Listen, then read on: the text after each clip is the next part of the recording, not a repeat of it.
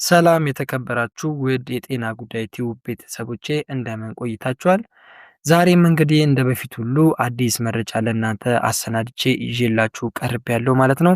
ዛሬ ደግሞ ቶንሲል በተደጋጋሚ የሚከሰተው ከምን የተነሳ ነው የሚለውን እና መንስኤ ከሚሆኑ ነገሮች ጋር በተገናኘ ደግሞ ዋና ዋና ሀሳቦችን የምነግራችሁ ነው የሚሆነው ማለት ነው። እንግዲህ ውድ ተመልካቾቼ ይህ ቻናል የሚለቃቸውን የጤና መረጃዎች ዳግም ለማግኘት የምትፈልጉ ከሆነ ደግሞ የሰብስክራይብ እና ላይክ ምልክቷን አንድ ጊዜ ነካ ማድረጋችሁን እንደዚሁም ደግሞ ኮሜንት መጻፋችሁን እንዳትዘነጉ እላለሁኝ። እስከ ፍጻሜያችን ድረስ መልካም ቆይታ ይሆንላችሁ። እንግዲህ ቶንሲላይተስ እንጥላችን በሚረዝምበት ወይም በኢንፌክሽን በሚጠቃበት ጊዜ የሚከሰት የተለመደ የጤና እክል ነው። ምልክቶቹም እንግዲህ አብዛኛውን ጊዜ የጉሮሮ መክሰል፣ ትኩሳትና የሊምፍ ኖዶች ወይም የእንጥል እጢዎች ማበጥን ያካትታሉ። ሕክምናውም የሚወሰነው ኢንፌክሽኑ በቫይረስ ወይም በባክቴሪያ የሚመጣ በመሆኑ ላይ ሲሆን ለማገገምም ደግሞ አብዛኛውን ጊዜ 1 ሳምንት ወይም ደግሞ ከዛ በላይ ሊፈጅባችሁ ይችላል ማለት ነው። የቶንሲል እብጠት የሚከሰተው ቶንሲል በኢንፌክሽን ሲጠቃ ነው። ቶንሲል የሚባሉት ደግሞ በጉሮሮ የኋለኛ ክፍል ላይ በስተቀኝና በስተግራ በኩል የሚገኙ ሁለት ትናንሽ ለስላሳ እብጠቶች ናቸው። እንጥል የበሽታ መከላከል ስርዓት አካል ሲሆን በሽታ ሊያመጡ የሚችሉ ጀርሞችን ለመያዝ ይረዳሉ። እንጥል በኢንፌክሽን ሲጠቃ ያብጣል፣ ይቆስላል፣ እንዲሁም ደግሞ ምግብም ለመዋጥ አስቸጋሪ ሊያደርግባችሁ ይችላል። በሽታው በጣም ሲጠነክርበት ማለት ነው። በበሽታ ሲጠቃ ጉሮሯችን የቶንሲል ህመም በህፃናትና በወጣቶች ላይ በብዛት ሊመጣ የሚችል ሲሆን ነገር ግን በማንኛውም የእድሜ ክልል ውስጥ የሚገኙ ሰዎችንም ሊያጠቃ የሚችል በሽታ ነው። ሆኖም ግን እድሜያቸው ከ3 ዓመት በታች በሆኑ ህጻናት ላይ የመከሰት እድሉ ግን በጣም ዝቅተኛ ነው። አብዛኛው ሰው በህይወት ዘመኑ ቢያንስ አንድ ጊዜ በቶንሲል ህመም የመጠቃት አጋጣሚ ወይም እድል ይኖራል ማለት ነው። የቶንሲል ህመም ምልክቶችን አብዛኛውን ጊዜ በድንገት ነው የሚከሰቱት።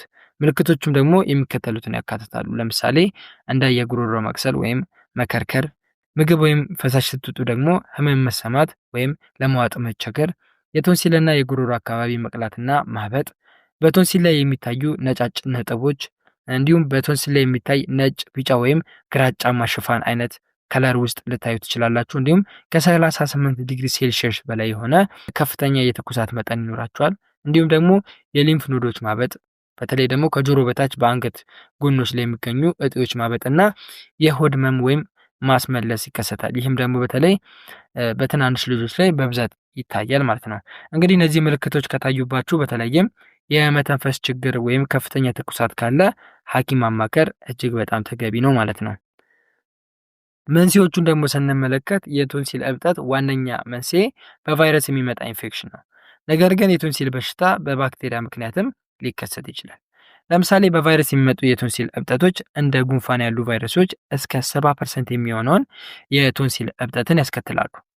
አብዛኛውን ጊዜ በቫይረስ ምክንያት ቶንሲላቸው ያበጡ ሰዎች ከባክቴሪያ ጋር ሲነጻጸር የቀለለ ምልክት ይታይባቸዋል።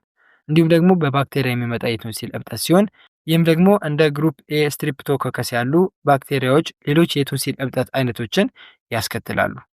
ይህ አይነቱ እብጠት እንግዲህ በተለምዶ ስትሬፕስሮት በመባል ይታወቃል። ቶንሲላቸው የተቆረጡ ሰዎች እንኳን በዚህ ባክቴሪያ ሊያዙ ይችላሉ። እንዲሁም በዚህ ጊዜ ቶንሲል ስለሌላቸው ኢንፌክሽኑ ቀጥታ ጉሮሯቸውን ያጠቀዋል ማለት ነው። በአጠቃላይ በባክቴሪያ የሚመጣ የቶንሲል እብጠት ከቫይረሱ የበለጠ ጠንከር ያሉ ምልክቶችንም ያሳያል ማለት ነው። መተላለፊያ መንገዶቹን ደግሞ ስንመለከት የቶንሲል በሽታ የሚያመጡ ቫይረሶች እና ባክቴሪያዎች በጣም ተላላፊ ናቸው።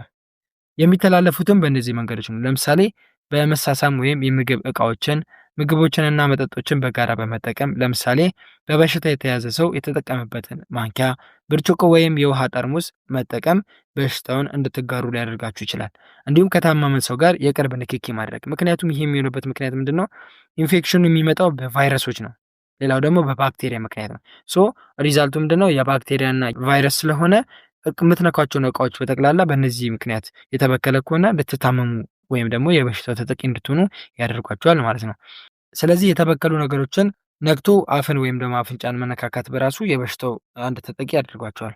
በበሽታ የተያዘ ሰው እንግዲህ የነካቸውን እንደ የበር እጀታ፣ ጠረጴዛ ወይም ስልክ ያሉ ነገሮችን ከነካችሁ በኋላ እጃችሁን ሳትታጠቡ አፋችሁን ወይም አፍንጫችሁን ስትነኩ ቫይረሱ ወደ እናንተ ይገባል ማለት ነው። እንዲሁም ደግሞ በአየር ውስጥ የሚተላለፉ ጥቃቅን ጠብታዎችን በምትተነፍሱ ጊዜ ነው። ይህ ማለት ምንድነው? የታመመ ሰው እንግዲህ በሚያስነጥስበት ወይም በሚያስልበት ጊዜ ወደ አየር የሚረጩትን ጥቃቅን ጠብታዎች ወደ ውስጥ ስትተነፍሷቸው በሽታው ወደ እናንተ ገብቶ ይይዛችኋል ማለት ነው። በአጭሩ እንግዲህ ምንድነው ለማለት የተፈለገው ቶንሲል ልክ እንደ ጉንፋን በንክኪና በአየር አማካኝነት የሚተላለፍ በሽታ ነው። በሽታውን ለመከላከል ደግሞ እጅን በሳሙና መታጠብና ከታመመ ሰው ጋር ቁሳቁሶችን አለመጋራት በጣም አስፈላጊ ነገር ነው ማለት ነው። የቶንሲል ህመምን ለመመርመር ደግሞ የጤና ባለሙያዎች የሚከተሉትን ተግባራቶች ያከናውናሉ። ለምሳሌ የጉሮሯችሁን መቅላትና እብጠት ይመረምራሉ። እንዲሁም ስለ ሌሎች ምልክቶች መጠየቅ ልክ እንደ ትኩሳት፣ ሳል፣ የአፍንጫ ፍሳሽ፣ የቆዳ ሽፍታ ወይም የሆድ ህመም ያሉ ምልክቶች ካለባችሁ ይጠይቋቸዋል። ይህም ሌሎች በሽታዎች እንዳለባችሁና እንደሌለባችሁ ለይቶ ለማወቅም ይረዳቸዋል ማለት ነው። እንዲሁም ደግሞ ጆሮአችሁንና አፍንጫችሁን በመመርመር በሽታ ይኖርባችሁ አይኖርባችሁ ይታያል። ይህም ደግሞ የሌላ የኢንፌክሽን ምልክቶች መኖራቸውን ለማረጋገጥ ጆሮአችሁንና አፍንጫችሁን ይመለከታሉ ማለት ነው። እንዲሁም የአንገታችሁን ጎን መዳሰስ ይጀምራሉ። የአንጥር ወይም ደግሞ ሊምፍ ኖዶች እብጠትና የህመም ስሜት መኖሩን ለማረጋገጥ የአንገታችሁን ግራና ቀኝ በመዳሰስ ስሜቶቻችሁን ለመረዳት ወይም ደግሞ ህመማችሁን ለመገምገም ይኑር አይኑር የሚለውን ቼክ ለማድረግ ይጠቀማሉ ማለት ነው። የቶንሲል ህመም መኖሩ ከተረጋገጠ በኋላ ደግሞ ህክምና ሰጪዎች ኢንፌክሽኑ በቫይረስ ወይም በባክቴሪያ የመጣ መሆኑን መለየት ይኖርባቸዋል። ይህንን ለማወቅ ደግሞ የባክቴሪያ የላቦራቶሪ ምርመራ እንዲደረግላችሁ ይታዘዛል። ይህም ደግሞ ምርመራው እንዴት ነው የሚደረገው? ባለሙያው ረጅም ጥጥ ያለው እንጨት በመጠቀም የጉሮሯችሁን የኋለኛ ክፍል በመጎርጎር የሴልና የምራቅ ናሙናን ይወስዳል። በመቀጠል ደግሞ ናሙናውን ወደ ግሩፕ ኤ ስትሬፕቶኮከስ የተባለው ባክቴሪያ መኖሩን ለማረጋገጥ ይመራቸዋል ማለት ነው። የምርመራ ውጤት ደግሞ ፖዚቲቭ ከሆነ በባክቴሪያ የመጣ የጉሮሮ ህመም አለባቸው ማለት ነው። የምርመራ ውጤት ደግሞ ኔጌቲቭ ከሆነ ህመሙ በቫይረስ የመጣ ወይም የቶንሲል በሽታው በቫይረስ ምክንያት የተከሰተ ኢንፌክሽን መሆኑን ያሳያል ማለት ነው። የቶንሲል ህክምና የሚወሰነው እንግዲህ በበሽታው መንስኤ ላይ ነው። ምንም እንኳን በቫይረስ እና በባክቴሪያ የሚመጡ የቶንሲል ህመሞች እና ምልክቶች ተመሳሳይ ቢሆኑም እንኳን ህክምናቸው ግን እንደየ አይነታቸው የተለያየ ነው የሚሆነው። ለምሳሌ በቀዳሚነት ወይም በአንደኝነት የምናየው አንቲባዮቲክስ ነው። የቶንሲል ኢንፌክሽኑ በባክቴሪያ የመጣ ከሆነ እንግዲህ እንደ ፔኒሲሊን፣ ክሊንዳማይሲሊን ወይም ሴፋሎስፖሊን ያሉ መድኃኒቶችን ሊታዘዝላችሁ ይችላል።